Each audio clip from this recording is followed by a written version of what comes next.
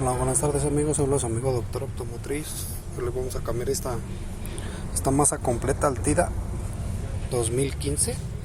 Se tiene que quitar de acá atrás de los tornillos del portaplatos. Lleva 4 tornillitos y lleva un sensor aquí. Vamos a reemplazar la viejita.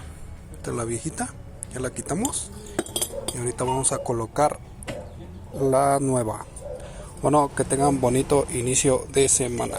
Los saluda su amigo Doctor Automotriz.